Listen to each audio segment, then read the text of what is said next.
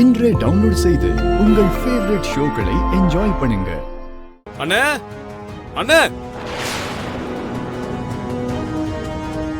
அண்ணே ஐயர் சீக்கிரமா வர சொன்னாரு. இன்னும் எதுக்காக யோசிச்சுட்டு இருக்கீங்க? என்ன கூட்டிட்டு போங்க, இல்லன்னா நானே போய் மனமேடையில உட்காந்துருவேன். பாத்துக்கோங்க. மனிஷா, ஐயர் கூப்பிட்டது மாப்பிளைய, கல்யாண பொண்ணு இல்ல. ஐயோ, இந்த ஐயர் ரொம்பவே லேட் பண்ணிக்கிட்டு இருக்காரு ஆண்டி. மழைக்காலம் முடியற வரைக்கும் காத்துக்கிட்டு இருந்தது. நெல்ல முளைக்க போற நேரத்துல அவசரப்படுறதாம். இவ்வளவு நாளா நீ பொறுமையா இருந்துட்ட, இன்னும் கொஞ்ச நேரம் வெயிட் பண்ண முடியாதா? போய் நம்ம இப்படி மாட்டிப்போம் நான் நினைக்கவே இல்லப்பா. அடுத்தவங்க பிரச்சனைக்கு உதவி பண்ணலாம்னு நினைச்சு தேவையில்லாத வேலையெல்லாம் செஞ்சுக்கிட்டு இருந்தா இதோ இப்படிதான் நடக்கும். அம்மா கொஞ்சம் நிறுத்துறீங்களா?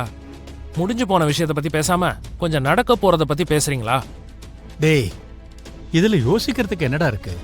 அந்த தேவயானி சொன்ன மாதிரி லக்ஷ்மியோட கழுத்துல 3 முடிச்ச போட்டு யார் கண்ணையும் படாம இந்த இடத்த விட்டு போறதை தவிர நமக்கு வேற வழியே இல்லடா. அண்ணா உன்னதான் முகூர்த்தத்துக்கு டைம் ஆகுதான், சீக்கிரம் வா. நான் வரேன், நீ போடா. மித்ரா, கல்யாண மாப்பிள்ள தனியா வரக்கூடாது, யாராவது கூட இருந்து கூட்டிட்டு வரணும். வா போலாம்.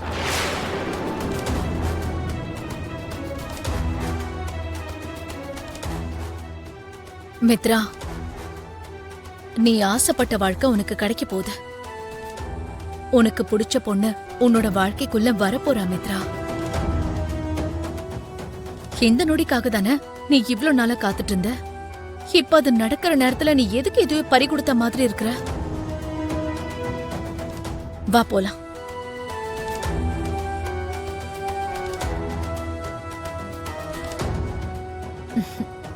வா வா.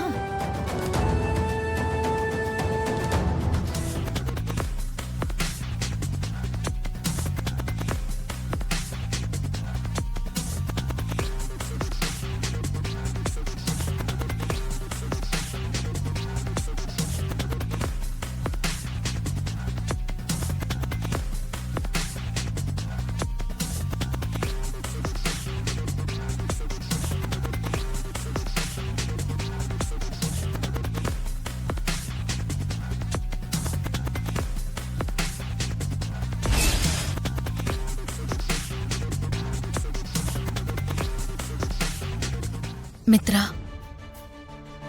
உட்காரு.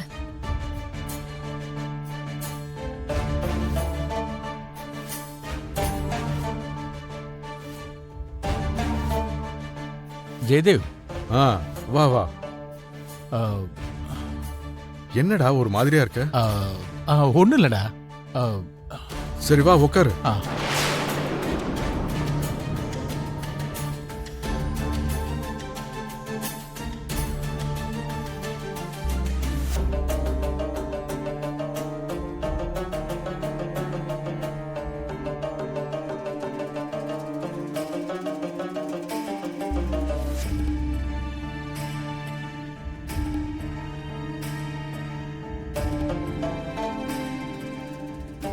இப்ப அநியாயமா ஒரு பொண்ணோட வாழ்க்கையை அழிக்க போறனே.